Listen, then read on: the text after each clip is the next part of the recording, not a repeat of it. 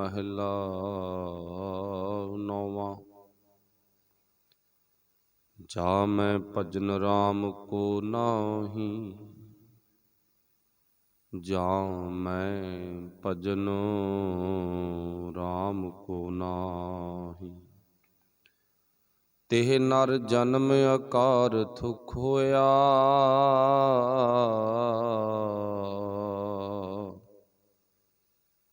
जै रखो मन माही रहाऊ। तीर्थ करै व्रत फुन राखै, नह मनुआ बस जाको।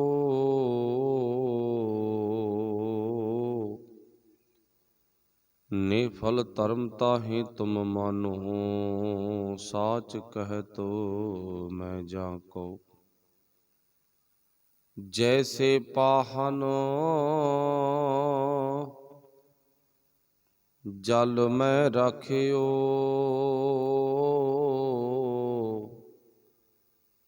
पीदै नाहीं तिह पानी।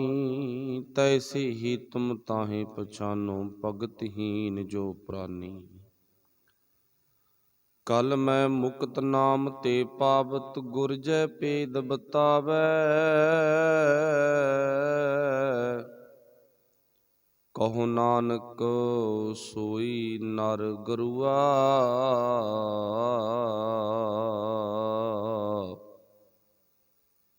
जाको प्रभु के गुण गावै। कहो नानक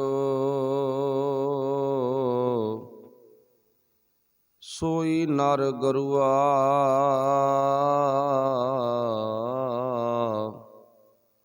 जो प्रभु के गुण गावै। शब्द गुरु ਸਾਹਿਬ ਸ੍ਰੀ ਗੁਰੂ ਗ੍ਰੰਥ ਸਾਹਿਬ ਮਹਾਰਾਜ ਜੀ ਦੀ ਪਾਵਨ ਪਵਿੱਤਰ ਹਜ਼ੂਰੀ ਦੇ ਵਿੱਚ ਸੁਭਾਈਮਾਨ ਗੁਰੂ ਰੂਪ ਸਾਧ ਸੰਗਤ ਜੀ, ਆਪ ਬੜ ਭਾਗੇ ਹੋ। ਸਤਿਗੁਰਾਂ ਦੀ ਬਖਸ਼ਿਸ਼ ਕਿਰਪਾ ਸਦਕਾ ਗੁਰਬਾਣੀ ਵਿਚਾਰ ਸੁਣਨ ਦਾ ਬੜਭਾਗਾ ਵਕਤ ਪ੍ਰਾਪਤ ਹੋਇਆ। ਗੁਰੂ ਪਾਤਸ਼ਾਹ ਦੇ ਚਰਨਾਂ ਵਿੱਚ ਬੈਠ ਕੇ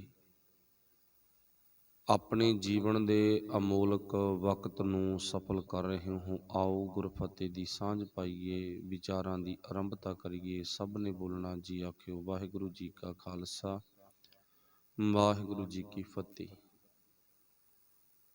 ਧੰਨ ਧੰਨ ਸ੍ਰੀ ਗੁਰੂ ਤੇਗ ਬਹਾਦਰ ਮਹਾਰਾਜ, ਜਿਨ੍ਹਾਂ ਦੀ ਬਖਸ਼ਿਸ਼ ਕਿਰਪਾ ਰਹਿਮਤ ਦੇ ਸਦਕਾ ਆਪਾਂ ਇੱਕ ਸ਼ਬਦ ਹੁਕਮਨਾਮਾ ਸਾਹਿਬ ਦੇ ਰੂਪ ਵਿੱਚ ਗਾਇਨ ਕੀਤਾ ਹੈ, ਆਪਸ ਵਿੱਚ ਸਾਂਝਾ ਕੀਤਾ। ਤੇ ਅੱਜ ਦੇ ਇਸ ਪਾਵਨ ਸ਼ਬਦ ਦੀ ਵਿਚਾਰ ਵਿੱਚ ਸਤਿਗੁਰਾਂ ਨੇ ਕੀ ਬਖਸ਼ਿਸ਼ ਕੀਤਾ, ਉਸ ਉਪਦੇਸ਼ ਨੂੰ ਆਪਾਂ ਆਪਣੀ ਜ਼ਿੰਦਗੀ ਦੇ ਇੱਕ ਇੱਕ ਸਵਾਸ ਦੇ ਨਾਲ ਮੇਲ ਕੇ ਵੇਖਣਾ, ਤੇ ਫਿਰ ਸਾਨੂੰ ਸਮਝ ਆਵੇਗੀ। ਤੇ ਫਿਰ ਅਸੀਂ ਆਪਣੇ ਆਪ ਨੂੰ ਜੀਵਨ ਦੇ ਵਿੱਚ ਸਫਲਤਾ ਵਾਲੇ ਜੀਵਨ ਨੂੰ ਮੰਨ ਸਕਦੇ ਹਾਂ। ਤੇ ਨਹੀਂ ਜੀਵਨ ਹਰ ਇੱਕ ਦਾ, ਪਰ ਹਰ ਇੱਕ ਦੇ ਜੀਵਨ ਨੂੰ ਸਫਲਤਾ ਵਾਲਾ ਜੀਵਨ ਨਹੀਂ ਕਿਹਾ ਜਾ ਸਕਦਾ, ਨਹੀਂ ਮੰਨਿਆ ਜਾ ਸਕਦਾ। ਅਸੀਂ ਮੰਨ ਸਕਦੇ ਹਾਂ ਜੇ ਗੁਰੂ ਦੀ ਗੱਲ ਸੁਣੀਏ ਤੇ ਵਿਚਾਰੀਏ, ਜੀਵਨ 'ਚ ਕਮਾਈਏ। ਸਤਿਗੁਰੂ ਗੁਰੂ ਤੇਗ ਬਹਾਦਰ ਮਹਾਰਾਜ ਜੀ ਬਿਲਾਵਲ ਰਾਗ ਦੇ ਵਿੱਚ ਕਹਿ ਰਹੇ ਨੇ, ਬਿਲਾਵਲ ਮਹੱਲਾ ਨੌਵਾਂ। ਜਾ ਮੈਂ ਭਜਨ ਰਾਮ ਕੋ ਨਾਹੀਂ, ਜਾਂ ਮੈਂ ਮਤਲਬ ਕੀ ਬਣ ਗਿਆ ਵੀ ਜਿਨ੍ਹਾਂ ਮਨੁੱਖਾਂ ਨੇ, ਇੱਥੇ ਇਸ ਤਰ੍ਹਾਂ ਦੀ ਵਿਚਾਰ ਨਹੀਂ ਵੀ ਗੁਰੂ ਸਾਹਿਬ ਆਪ ਖੁਦ ਆਪਣੇ ਆਪ ਨੂੰ ਕਹਿ ਰਹੇ ਨੇ। ਇੱਥੇ ਵਿਚਾਰ ਇਹ ਆ ਵੀ ਗੁਰੂ ਸਾਹਿਬ ਸਾਨੂੰ ਸਮਝਾ ਰਹੇ ਨੇ। ਜਾਂ ਮੈਂ ਮਤਲਬ ਜਿਨ੍ਹਾਂ ਮਨੁੱਖਾਂ ਨੇ, ਜਿਨ੍ਹਾਂ ਮਨੁੱਖਾਂ ਦੇ ਹਿਰਦੇ 'ਚ ਉਸ ਪਰਮਾਤਮਾ ਦੇ ਬਚਨ ਨਹੀਂ ਟਿਕੇ, ਯਾਦ ਨਹੀਂ ਟਿਕੀ, ਜਾਂ ਮੈਂ ਭਜਨ ਰਾਮ ਕੋ ਨਾਹੀ। ਹੁਣ ਭਜਨ ਦਾ ਅਰਥ ਹੈ ਯਾਦ ਕਰਨਾ, ਉਸ ਪਰਮਾਤਮਾ ਨੂੰ ਚੇਤੇ ਰੱਖਣਾ। ਤੇ ਜੇ ਭਜਨ ਨਹੀਂ ਕੀਤਾ, ਬੰਦਗੀ ਨਹੀਂ ਕੀਤੀ, ਤਾਂ ਅਸੀਂ ਉਹ ਪਰਮਾਤਮਾ ਨੂੰ ਮਤਲਬ ਯਾਦ ਨਹੀਂ ਕੀਤਾ, ਚੇਤੇ ਨਹੀਂ ਕੀਤਾ। ਭਜਨ ਦੇ ਸੰਬੰਧੀ ਬੜੀਆਂ ਵਿਚਾਰਾਂ ਆਉਂਦੀਆਂ ਨੇ, ਤੇ ਪਾਤਸ਼ਾਹ ਜੀ ਕਹਿੰਦੇ ਜਿਨ੍ਹਾਂ ਨੇ ਆਪਣੇ ਹਿਰਦੇ 'ਚ ਟਿਕਾਇਆ ਨਹੀਂ ਹੈ, ਤੇਹ ਨਰ ਉਹ ਮਨੁੱਖ ਜਨਮ ਅਕਾਰਥ ਖੋਇਆ। ਉਹਨਾਂ ਦਾ ਜੀਵਨ, ਉਹਨਾਂ ਦਾ ਜਨਮ ਬੇਅਰਥ ਚਲਾ ਗਿਆ, ਕਿਸੇ ਲੇਖੇ 'ਚ ਨਹੀਂ ਲੱਗਿਆ। ਉਹ ਬੇਕਾਰ ਜੀਵਨ ਜਿਉਂ ਕੇ ਇਸ ਧਰਤੀ ਤੋਂ ਗਏ ਨੇ, ਤੇ ਇਸ ਧਰਤੀ ਤੇ ਰਹਿੰਦੇ ਹੋਏ ਵੀ ਲਾਹਣਤਾਂ ਦੇ ਧਾਰਨੀ ਬਣੇ ਰਹੇ, ਅਤੇ ਜਾਣ ਤੋਂ ਬਾਅਦ ਵੀ ਉਹਨਾਂ ਦਾ ਜੀਵਨ ਲਾਹਣਤਾਂ ਹੀ ਖੱਟਦਾ ਰਿਹਾ, ਅੱਗੋਂ ਪਿੱਛੋਂ ਲਾਹਣਤਾਂ ਹੀ ਲਾਹਣਤਾਂ, ਅੱਗੋਂ ਪਿੱਛੋਂ ਫਿੱਟੇ ਮੂੰਹ ਹੀ ਫਿੱਟੇ ਮੂੰਹ ਮਿਲੀ। ਜਿਨ੍ਹਾਂ ਨੇ ਆਪਣੀ ਹੋਂਦ, ਆਪਣੇ ਗੁਰੂ, ਆਪਣੇ ਮਾਲਕ, ਆਪਣੇ ਇਸ਼ਟ ਨੂੰ ਪਛਾਣਿਆ ਨਹੀਂ, ਯਾਦ ਨਹੀਂ ਕੀਤਾ। ਬੀਤ ਜਹੈ ਬੀਤ ਜਹੈ ਜਨਮ ਅਕਾਜ ਰੇ। ਉੱਥੇ ਵੀ ਨੌਵੇਂ ਪਾਤਸ਼ਾਹ ਜ਼ਿਕਰ ਕਰਦੇ ਆ ਵੀ ਤੇਰਾ ਜੀਵਨ ਬੀਤਦਾ ਜਾ ਰਿਹਾ, ਬੀਤ ਜਹੈ ਜਨਮ ਅਕਾਜ ਰੇ। ਤੇ ਇੱਥੇ ਪਾਤਸ਼ਾਹ ਹੀ ਗੱਲ ਕਹਿੰਦੇ ਨੇ, ਤੇਰਾ ਜੀਵਨ ਆ ਜਿਹੜਾ ਇਹ ਬੇਅਰਥ ਚਲਾ ਗਿਆ, ਕਿਸੇ ਲੇਖੇ 'ਚ ਨਹੀਂ ਪਿਆ ਗਾ। ਅਸਲ ਦੇ ਵਿੱਚ ਤਦ ਘੁੰਮਣ ਘੇਰੀ ਮਿਟੇਗੀ, ਜਦੋਂ ਤੂੰ ਆਪਣੇ ਕਾਰਜ ਦੇ ਵਿੱਚ ਪਾਸ ਹੋ ਗਿਆ, ਸਫਲ ਹੋ ਗਿਆ, ਕਾਮਯਾਬ ਹੋ ਗਿਆ। ਉਦਾਹਰਨ, ਜਿਵੇਂ ਕਿ ਕੋਈ ਵੀਰ ਆ, ਉਹਨੂੰ ਘਰ ਦੇ ਵਿੱਚੋਂ ਬਾਜ਼ਾਰ ਤੋਰਿਆ ਗਿਆ ਵੀ ਜਾ ਰਸੋਈ ਦਾ ਸਮਾਨ ਲਿਆ, ਪਰ ਉਹ ਵਾਪਸ ਗੇੜੇ ਫੇੜੇ ਖਾ ਕੇ ਆ ਗਿਆ। ਜੋ ਸਮਾਨ ਲੈਣ ਭੇਜਿਆ ਸੀ ਉਹ ਨਹੀਂ ਲੈ ਕੇ ਆਇਆ। ਜਦੋਂ ਘਰੇ ਪੁੱਛਿਆ ਵੀ ਹਾਂ ਭਾਈ ਤੂੰ ਆਪਣਾ ਜਿਹੜਾ ਕੰਮ ਤੈਨੂੰ ਤੋਰਿਆ ਸੀ ਕਰ ਆਇਆ, ਕਹਿੰਦਾ ਨਹੀਂ। ਕਹਿੰਦੇ ਜਾ ਵਾਪਸ ਜਾ, ਫਿਰ ਦੁਬਾਰਾ ਰਸੋਈ ਦਾ ਸਮਾਨ ਲੈ ਕੇ ਆ। ਉਹ ਫਿਰ ਗਿਆ, ਫਿਰ ਚੇਤੇ ਨਹੀਂ ਕੀਤਾ ਵੀ ਮੈਂ ਕੀ ਕੰਮ ਆਇਆ ਕੀ ਨਹੀਂ ਆਇਆ ਗਾ, ਗੇੜੇ ਫੇੜੇ ਖਾ ਕੇ ਫਿਰ ਮੁੜਿਆ ਆ, ਵਾਪਸ ਆ ਗਿਆ। ਫਿਰ ਪੁੱਛਿਆ ਵੀ ਕਿਉਂ ਕੰਮ ਕਰਿਆ ਆ, ਕਹਿੰਦਾ ਨਹੀਂ। ਕਹਿੰਦੇ ਜਾ ਦੁਬਾਰਾ। ਇੱਥੋਂ ਇਸ਼ਾਰਾ ਕੀ ਆ ਵੀ ਜਿੰਨਾ ਟਾਈਮ ਤੂੰ ਦਿੱਤਾ ਹੋਇਆ ਕੰਮ ਨਹੀਂ ਕਰਕੇ ਲੈ ਕੇ ਆਉਂਦਾ, ਉਨਾ ਟਾਈਮ ਜ਼ਿੰਦਗੀ ਗੇੜਿਆਂ ਦੇ ਵਿੱਚ ਹੀ ਰਹੂ। ਇਵੇਂ ਜਿਵੇਂ ਸਾਡਾ ਇਹ ਜੀਵਨ ਆ, ਜਿੰਨਾ ਟਾਈਮ ਪਰਮਾਤਮਾ ਅਕਾਲ ਪੁਰਖ ਵਾਹਿਗੁਰੂ ਜੀ ਦੇ ਦਿੱਤੇ ਹੋਏ ਸੁਨੇਹੇ ਨੂੰ ਅਸੀਂ ਆਪਣੀ ਜ਼ਿੰਦਗੀ ਦੇ ਵਿੱਚ ਨਹੀਂ ਲੈ ਕੇ ਆਉਂਦੇ, ਤਾਂ ਉਨਾ ਟਾਈਮ ਸਾਡਾ ਜੀਵਨ ਗੇੜਾਂ 'ਚ ਹੀ ਰਹੂਗਾ। ਤੇ ਜਿਹਨੂੰ ਆਪਾਂ ਇਉਂ ਵੀ ਕਹਿ ਦਿੰਦੇ ਆ, ਇਹ ਜੀਵਨ ਗੁਰੂ ਨਾਲ ਜੁੜ ਕੇ ਨਾ ਘੁੰਮਣ ਘੇਰੀ ਤੋਂ ਮੁਕਤ ਹੋ ਜਾਂਦਾ। ਗੁਰੂ ਨਾਲ ਜੁੜ ਕੇ, ਗੁਰੂ ਦੇ ਬਚਨਾਂ ਨੂੰ ਟੁੱਟ ਕੇ, ਗੁਰੂ ਨਾਲੋਂ ਟੁੱਟ ਕੇ ਘੁੰਮਣ ਘੇਰੀ ਵਿੱਚ ਫਸ ਜਾਂਦਾ ਹੈ। ਮਤਲਬ ਇੰਨਾ ਹੀ ਆ। ਹੁਣ ਉਹ ਆਪਣੇ ਤੇ ਗੱਲ ਆ ਵੀ ਅਸੀਂ ਘੁੰਮਣ ਘੇਰੀ ਵਿੱਚ ਫਸਣਾ ਤੇ ਜਾਂ ਘੁੰਮਣ ਘੇਰੀ ਵਿੱਚੋਂ ਬਾਹਰ ਆਉਣਾ, ਮਰਜ਼ੀ ਸਾਡੀ ਆ। ਪਰ ਗੁਰੂ ਨੇ ਸਮਝਾ ਦਿੱਤਾ ਵੀ ਜਿੰਨਾ ਟਾਈਮ ਤੂੰ ਆਪਣਾ ਕਾਰਜ ਨਹੀਂ ਕਰੇਗਾ, ਤਾਂ ਉਨਾ ਟਾਈਮ ਤੈਨੂੰ ਗੇੜਿਆਂ ਦਾ ਧਾਰਨੀ ਹੋਣਾ ਪਊਗਾ, ਉਨਾ ਟਾਈਮ ਤੂੰ ਗੇੜਿਆਂ ਤੋਂ ਮੁਕਤ ਨਹੀਂ ਹੋ ਸਕਦਾ। ਗੇੜਿਆਂ ਤੋਂ ਜੋ ਜੀਵ ਨਹੀਂ ਮੁਕਤ ਹੋ ਸਕੇ, ਤੇ ਉਹਨਾਂ ਦਾ ਨਾਮ ਕੀ ਟਿਕਿਆ ਵੀ ਉਹਨਾਂ ਨੇ ਆਪਣਾ ਜੀਵਨ ਬੇਅਰਥ ਗਵਾ ਲਿਆ। ਜ਼ਿੰਦਗੀ ਮਿਲੀ ਸੀ ਕੁਝ ਕਰਨ ਨੂੰ, ਪਰ ਕੁਝ ਚੰਗਾ ਕਰਨ ਦੀ ਬਜਾਏ ਜ਼ਿੰਦਗੀ ਬੁਰੇ ਕੰਮਾਂ ਦੀ ਧਾਰਨੀ ਹੋ ਗਈ, ਬੁਰਿਆਂ ਦੇ ਵਿੱਚ ਫਸ ਗਿਆ। ਅਸਲ ਦੇ ਵਿੱਚ ਜਿੰਨਾ ਟਾਈਮ ਜਿਹੜਾ ਤੈਨੂੰ ਕਾਰਜ ਕਰਨ ਲਈ ਕਿਹਾ ਨਾ, नहीं करदा उन्ना टाइम गेड़े खाने पैणगे। फिर आपां दुबारा पंक्ति पढ़ीए। पातशाह जिक्र करदे ने, जां मैं भजन राम को नाही, जिन्हां ने परमात्मा दा दस्सिया होया काम नहीं कीता, भजन नहीं कीता। फिर गुरु साहब कहंदे ने, तेह नर जन्म अकारथ खोया। उन्हां दा जन्म अकारथ चला गया, बेअर्थ चला गया। अकारथ खोया, जह राखो मन माही।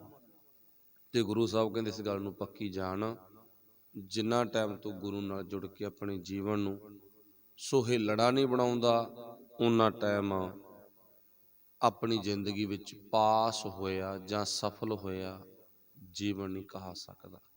तू असफल है। रहाओ। इथों सिद्ध की हो गया भी बंदिया, तू अपनी जिंदगी च सही काम कर, बस तां पास आ। मान लो एक होर उदाहरण ले लो भी बच्चे नूं 10 सवालों का एक पेपर देता, 10 क्वेश्चन देते उन्होंने, ते हुण उहने 10 दे 10 प्रश्नों का जवाब देता, जानी कि पेपर काला करता। मान लो पहला पूछ लिया भी गुरु नानक साहब का जन्म कदों आ, उन्हें 1469 लिखण की बजाय 1569 लिखता। गुरु नानक साहब के माता पिता का नाम की आ, उन्हें त्रिपता देवी जां मेहता कालू लिखण की बजाय माता हरदेई पिता हरिदास लिखता। पुछना कीता नानका पिंड केड़ा गा, उन्हें सही लिखण की बजाय गलत लिख दिता। कित्थे जन्म होया, उस पिंड नूं की कहंदे ने, उन्हें वो पिंड लिखण की बजाय गलत लिख दिता। जानी कि कहण तो भाव दसे दे 10 प्रश्नां दा उत्तर लिखिया जरूर पर लिखिया गलत। लिखिया तो जरूर आ ना, पेपर तो काला कीता गा, समा तो गवाया, मेहनत भी कीती आ। ते हुण तुसीं अंदाजा लाओ, बच्चा मेहनत भी कर गया, पेपर भी काला कीता, टाइम भी 40 मिनट पूरे करते। जिन्ना टाइम मिलिया सी ना 40-35 मिनटां दा, वो भी पूरा करता ते मेहनत भी कीती है। काम सारी करते उन्हें, पेपर भर भी दिता, समा भी पूरा लाया, मेहनत भी कीती है बेचारे ने। जदों हुण पेपर टीचर कोले चला गया तां होया की, होया कि हुण होना यह आ भी उहनूं शाबाशे मिलण दी बजाय लानत मिली। वो कहंदे कमलिया तू समा भी खराब कीता, मेहनत भी कीती, ते उन्ना टाइम जिन्ना टाइम किसी ने सही प्रश्नों के जवाब देने ते लाया, तू लाया, पर तेरा ये समा लाउणा, तेरी मेहनत करनी बेअर्थ है, तू फेल आ। तू फेल है ना। तो जे बच्चा हिंड करे भी नहीं नहीं तुसीं मैनूं फेल क्यों करदे हो, काहते करदे हो, मैनूं पास करो, देखो मैं कितना टाइम लाया, सारे प्रश्नों के जवाब दिते। टीचर कहंदा जो कुछ कीता शाबाशे, पर जो कुछ कहा सी वो नहीं कीता। गलत इत्थे है। मतलब मेहनत तू कीती आ, तेरी मेहनत नूं सलाम आ, पर सही मेहनत ना करन करके ना तू पुੱਤ फेल आ। फेल आ ना। एक ਉਹ ਆ ਉਹਦੇ बरोबर जिन्हें 10 ਦੇ ਵਿੱਚੋਂ एक प्रश्न का जवाब सही देता, 10 ਵਿੱਚੋਂ एक का जवाब सही देता ना, ਉਹਦੇ बरोबर ਉਹਨੂੰ ਕੀ ਕਿਹਾ, तेरे नालों ਤਾਂ आही चंगा जिन्हें 10 ਦੇ ਵਿੱਚੋਂ एक का जवाब तो देता ना। एक ਉਹ ਆ जिन्हें 10 ਚੋਂ 5 ਨੂੰ जवाब दिता गा, ਉਹ एक नालों ਉਹ चंगा। एक ਉਹ आ जिन्हें 10 ਦੇ 10 सही प्रश्न कीते ने, उत्तर देते। हुण जिंदगी साडी इउं आ ना। एक ਉਹ बंदा गा जिहड़ा जिंदगी दे 70 साल इस धरती ते बतीत करदा, एक ਉਹ बंदा गा जिहड़ा 70 साल बतीत करदा पर 70 ਦੇ 70 साल ਉਹਨੇ ਲੇਖੇ 'ਚ ਪਾਏ ਆ, ਕੁਝ ਅਣਜਾਣ ਪੁਣੇ 'ਚ ਛੱਡ ਕੇ ਇੱਕ ਉਹ ਆ ਜਿਹਨੇ 70 ਸਾਲ ਬਤੀਤ ਕੀਤੇ ਨੇ ਪਰ ਧਰਮ ਦੇ ਨਾਂ ਤੇ ਕਰਮ ਵੀ ਕੀਤੇ, ਯਾਨੀ ਕਿ ਪ੍ਰਸ਼ਨਾਂ ਦੇ ਜਵਾਬ ਵੀ ਦਿੱਤੇ ਨੇ ਪਰ ਦਿੱਤੇ ਨੇ ਗਲਤ। ਤੇ ਹੁਣ ਪਾਤਸ਼ਾਹ ਕਹਿੰਦੇ ਦੱਸੋ ਉਹਨਾਂ ਦਾ ਕੀ ਹੂ ਭਲਾ। ਹੁਣ ਕਹਿ ਤਾਂ ਉਹ ਵੀ ਰਹੇ ਨੇ, ਹੇ ਸੱਚੇ ਪਾਤਸ਼ਾਹ ਮੈਂ ਤਾਂ ਦੇਖ ਕੋਈ ਮੱਸਿਆ ਖੁੰਝਣ ਨਹੀਂ ਦਿੱਤੀ ਗੀ, ਹੇ ਸੱਚੇ ਪਾਤਸ਼ਾਹ ਦੇਖ ਮੈਂ ਤਾਂ ਕੋਈ ਪੁੰਨਿਆ ਖੁੰਝਣ ਨਹੀਂ ਦਿੱਤੀ ਗੀ, ਹੇ ਸੱਚੇ ਪਾਤਸ਼ਾਹ ਦੇਖ ਮੈਂ ਤਾਂ ਕੋਈ ਸੰਗਰਾਂਦ ਕੋਈ ਦਸਵੀਂ ਖੁੰਝਣ ਨਹੀਂ ਦਿੱਤੀ, ਦੇਖ ਲਾ ਤੂੰ। ਕਦੇ ਕਦੇ ਨਾ ਮੈਂ ਚੌਂਕੀ ਵੀ ਭਰ ਜਾਂਦਾ ਸੀ, ਚੱਕ ਕੇ ਜੁੱਲੀ ਬਿਸਤਰਾ ਵਗ ਜਾਂਦਾ ਸੀ ਤੇਰੇ ਸਰਾਣੇ। ਗੁਰੂ ਸਾਹਿਬ ਕਹਿੰਦੇ ਕਮਲਿਆ ਤੂੰ ਕੰਮ ਹੀ ਗਲਤ ਕੀਤੇ ਨੇ, ਜਿੰਨੇ ਕੀਤੇ ਨੇ ਸਵਾਲਾਂ ਦੇ ਜਵਾਬ ਸਹੀ ਨਹੀਂ ਦਿੱਤੇ, ਤੂੰ ਤਾਂ ਫੇਲ ਵਾਲਾਂ ਚ ਆ ਗਿਆ ਤੂੰ ਤਾਂ। ਇੱਕ ਉਹ ਆ ਜਿਹੜਾ ਸਹੀ ਢੰਗ ਨਾਲ ਕੰਮ ਕਰਦਾ ਰਿਹਾ, ਪ੍ਰਸ਼ਨਾਂ ਦੇ ਜਵਾਬ ਦਿੱਤੇ ਪਰ ਪਾਸ ਹੋ ਗਿਆ। ਪਾਸ ਹੋ ਗਿਆ ਨਾ, ਤੂੰ ਪਾਸ ਵਾਲਾਂ ਚ ਨਹੀਂ ਆਇਆ, ਤੂੰ ਫੇਲ ਵਾਲਾਂ ਚ ਆ ਗਿਆ। ਮੈਂ ਤਾਂ ਪਾਤਸ਼ਾਹ ਦੇਖ ਵਰਤ ਵੀ ਰੱਖਦਾ ਰਿਹਾ, ਜੋਤ ਵੀ ਲਾਉਂਦਾ ਰਿਹਾ, ਮੱਥਾ ਵੀ ਟੇਕਦਾ ਰਿਹਾ, ਮੈਂ ਤਾਂ ਬਹੁਤ ਕੁਛ ਕਰਦਾ ਰਹਾਂਗਾ। ਤੇ ਨੌਵੇਂ ਪਾਤਸ਼ਾਹ ਕਹਿੰਦੇ ਸਾਰਾ ਕੁਛ ਜੋ ਤੂੰ ਕਰਦਾ ਰਿਹਾ ਨਾ ਇਹ ਤੇਰਾ ਕਰਨ ਯੋਗ ਨਹੀਂ ਸੀ, ਜੋ ਕਰਨਾ ਸੀ ਉਹ ਕੀਤਾ ਨਹੀਂ, ਜਾਣੀ ਕਿ ਜਿਨ੍ਹਾਂ ਪ੍ਰਸ਼ਨਾਂ ਦੇ ਜਵਾਬ ਦੇਣੇ ਸੀ ਤੂੰ ਸਹੀ ਨਹੀਂ ਦਿੱਤੇ, ਤੂੰ ਪ੍ਰਸ਼ਨਾਂ ਦੇ ਜਵਾਬ ਗਲਤ ਦਿੱਤੇ ਆ। ਇੰਨਾ ਕੁ ਧੰਨਵਾਦ ਤੇਰਾ ਵੀ ਤੂੰ ਕੀਤਾ ਜ਼ਰੂਰ ਆ, ਪਰ ਮੈਂ ਤੈਨੂੰ ਕੋਈ ਪੋਜੀਸ਼ਨ ਨਹੀਂ ਦੇ ਸਕਦਾ, ਤੈਨੂੰ ਮੈਂ ਪਾਸ ਨਹੀਂ ਕਰ ਸਕਦਾ, ਤੈਨੂੰ ਮੈਂ ਨਾ ਰਿਹਾ ਨਹੀਂ ਕਰ ਸਕਦਾ ਗਾ, ਠੀਕ ਆ ਨਾ। ਹੈ ਤੂੰ ਦੋਸ਼ੀ, ਹੈ ਤੂੰ ਕੱਚਾ, ਤੇਰਾ ਜੀਵਨ ਬੇਅਰਥ ਹੈ। ਹੁਣ ਮੇਰੇ ਖਿਆਲ ਮੁਤਾਬਕ ਆਪਾਂ ਨੂੰ ਇੱਕ ਉਦਾਹਰਨ ਤੇ ਸਮਝ ਆ ਗਈ ਹੋਣੀ ਆ ਵੀ ਗੁਰੂ ਸਾਹਿਬ ਨੇ ਤਾਈਓ ਲਿਖਿਆ ਏਕ ਘੜੀ ਆਦੀ ਘੜੀ ਆਦੀ ਹੂੰ ਤੇ ਆਦ ਭਗਤਨ ਸੇਤੀ ਗੋਸ਼ਟੇ ਜੋ ਕੀਨੋ ਸੋ ਲਾਭ। ਵੀ ਭਾਵੇਂ 10 ਚੋਂ 2 ਦਾ ਪ੍ਰਸ਼ਨ ਸਹੀ ਦੇ ਦੇ ਪਰ ਸਹੀ ਦੇ ਪ੍ਰਸ਼ਨ ਦਾ ਉੱਤਰ, ਗਲਤ ਨਾ, ਪੇਪਰ ਨਾ ਕਾਲਾ ਕਰ, ਭਾਵੇਂ 2 ਦਾ ਜਵਾਬ ਦੇ ਦੇ ਪਰ ਪੇਪਰ ਨਾ ਕਾਲਾ ਕਰ। ਹੁਣ ਇੱਥੇ ਮਤਲਬ ਕੀ ਬਣ ਗਿਆ, ਭਾਵੇਂ ਇੱਕ ਘੜੀ ਪਰਮਾਤਮਾ ਲਈ ਕੱਢ ਲਾ, 24 ਘੰਟਿਆਂ ਚੋਂ 12 ਮਿੰਟਾਂ ਦੀ ਘੜੀ ਹੁੰਦੀ ਆ, ਭਾਵੇਂ ਤੂੰ ਇੱਕ ਘੜੀ ਅੱਧੀ ਘੜੀ 6 ਮਿੰਟ ਬਹਿ ਜਾ, ਅੱਧੀ ਚੋਂ ਅੱਧੀ 3 ਮਿੰਟ ਬਹਿ ਜਾ, ਪਰ ਜਿੰਨੇ ਸਵਾਲ ਤੈਨੂੰ ਦਿੱਤੇ ਆ, ਮਤਲਬ ਜੋ ਜ਼ਿੰਦਗੀ ਦਾ ਮਨੋਰਥ ਹੈ ਉਹਦੇ ਲਈ ਤੂੰ ਉਤਾਵਲਾ ਹੋ, ਆਪਣੇ ਅੰਦਰ ਭਾਵਨਾ ਬਣਾ, ਤੇਰੀ ਭਾਵਨਾ ਨੂੰ ਮੈਂ ਸਵੀਕਾਰ ਕਰ ਲਵਾਂਗਾ, ਮੰਨ ਲਵਾਂਗਾ ਵੀ ਪ੍ਰਸ਼ਨਾਂ ਦੇ ਜਵਾਬ ਤਾਂ ਦਿੰਦਾ ਸੀ, 1 ਦਾ 2 ਦਾ 3 ਦਾ ਜਵਾਬ ਦੇਣ ਤੇ ਨਾ ਪਤਾ ਲੱਗ ਗਿਆ ਵੀ ਇਹਦੇ ਅੰਦਰ ਪਿਆਰ ਤਾਂ ਸੀ ਪਰ ਇਹਦੇ ਕੋਲੇ ਵਕਤ ਥੋੜਾ ਸੀ। ਜਾਣੀ ਕਿ ਪੇਪਰ ਕਰਨ ਵਾਸਤੇ 40 ਮਿੰਟ ਮਿਲੇ ਆ ਨਾ, ਇਹ ਵਿਚਾਰਾ ਨਾ 40 ਮਿੰਟ ਥੋੜੇ ਮੰਨ ਬੈਠਾ, ਕਹਿੰਦਾ ਥੋੜੇ ਆ, ਮੈਨੂੰ 80 ਮਿੰਟ ਚਾਹੀਦੇ ਸੀਗੇ, ਤਾਂ 80 ਮਿੰਟਾਂ ਦੇ ਵਿੱਚ ਪੇਪਰ ਪੂਰਾ ਕਰ ਸਕਦਾ, ਜਾਣੀ ਕਿ ਜ਼ਿੰਦਗੀ ਦਾ ਮਨੋਰਥ ਪੂਰਾ ਕਰ ਸਕਦਾ ਸੀ। ਇਥੋਂ ਭਾਵ ਅਰਥ ਕੀ ਬਣ ਗਿਆ ਵੀ ਅਸੀਂ ਆਪਣੀ ਜ਼ਿੰਦਗੀ 'ਚ ਜੋ ਮਾਲਕ ਪ੍ਰਮਾਤਮਾ ਨੇ ਕਿਹਾਗਾ ਵੀ ਐ ਮਨੁੱਖ ਜਾਂ ਮੈਂ ਭਜਨ ਰਾਮ ਕੋ ਨਾਹੀ, ਤੂੰ ਪਰਮਾਤਮਾ ਦਾ ਭਜਨ ਕਰਿਆ ਕਰ, ਐਵੇਂ ਮੰਤਰਾਂ ਸੰਤਰਾਂ 'ਚ ਨਾ ਪੈ, ਰੱਬ ਦੀ ਸੇਵਾ ਕਰਿਆ ਕਰ, ਐਵੇਂ ਪੱਥਰਾਂ ਦੀ ਸੇਵਾ 'ਚ ਨਾ ਪੈ, ਤੂੰ ਪਰਮਾਤਮਾ ਦੇ ਬਣਾਏ ਹੋਏ ਮਨੁੱਖਤਾ ਦੇ ਭਲੇ ਦੇ ਪਰਉਪਕਾਰੀ ਕੰਮ ਕਰਿਆ ਕਰ, ਐਵੇਂ ਪੁੱਠੇ ਚੱਕਰਾਂ 'ਚ ਨਾ ਪੈ, ਪੇਪਰ ਕਾਲੇ ਨਾ ਕਰ, ਕਾਲਾ ਪੇਪਰ ਕਰਨ ਦਾ ਕੋਈ ਫਾਇਦਾ ਨਹੀਂ, ਜਵਾਬ ਸਹੀ ਦੇ, ਫਿਰ ਤੂੰ ਪਾਸ ਹੋਵੇਂਗਾ। ਅਸੀਂ ਆਪਣੀ ਜ਼ਿੰਦਗੀ 'ਚ ਜਾਣੀ ਕਿ ਸਹੀ ਕੰਮ ਕਰੀਏ ਤਾਂ ਅਸੀਂ ਪਾਸ ਹਾਂ ਭਾਈ, ਤੇ ਨਹੀਂ ਗੁਰੂ ਸਾਹਿਬ ਨੇ ਸਾਨੂੰ ਦੇਤਾ ਸੁਨੇਹਾ, ਤੇ ਨਰ ਜਨਮ ਅਕਾਰਥ ਖੋਇਆ, ਉਹਨਾਂ ਦਾ ਜੀਵਨ ਬੇਅਰਥ ਚਲਾ ਗਿਆ।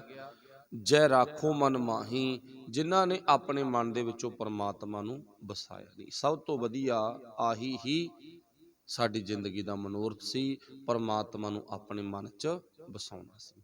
ਅੱਛਾ, ਛੋਟੀ ਜਿਹੀ ਵਿਚਾਰ ਇੱਥੇ ਹੋ ਰਿਹਾ, ਇੱਕ ਮਨ 'ਚ ਵਸਾਉਣ ਤੋਂ ਭਾਵ ਕੀ ਹੈ, ਇਹ ਵੀ ਆਪਾਂ ਨੂੰ ਵੈਸੇ ਤਾਂ ਤੁਹਾਨੂੰ ਸਾਰਿਆਂ ਨੂੰ ਪਤਾ, ਚਲੋ ਥੋੜਾ ਜਿਹਾ ਪੱਖ ਲੈ ਲਓ ਸੰਖੇਪ।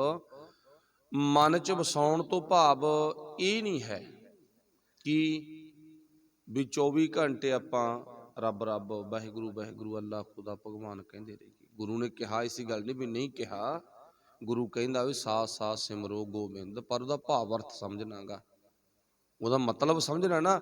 ਮਤਲਬ ਕੀ ਆ, ਹਰ ਟਾਈਮ ਜਿੰਨੇ ਆਪਾਂ ਬੈਠੇ ਆ ਸਾਰੇ ਪਰਿਵਾਰਾਂ ਦੇ ਨਾਲ ਸੰਬੰਧਿਤ ਆ, ਸਭ ਦੇ ਮਾਂ ਪਿਓ ਨੇ, ਕੋਈ ਵੀ ਸਾਡੇ ਚੋਂ ਅਜਿਹਾ ਨਹੀਂ ਜਿਹੜਾ 24 ਘੰਟੇ ਕਹਿੰਦਾ ਹੋਵੇ ਮਾਂ ਮਾਂ ਮਾਂ ਮਾਂ।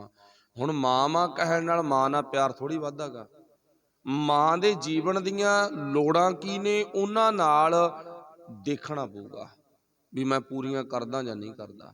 ਮਾਂ ਕਰੀ ਜਾਵੇ ਪੁੱਤ ਪੁੱਤ ਪੁੱਤ, ਹੁਣ ਪੁੱਤ ਪੁੱਤ ਕਹਿਣ ਨਾਲ ਪਿਆਰ ਥੋੜ੍ਹੀ ਵਧੂਗਾ।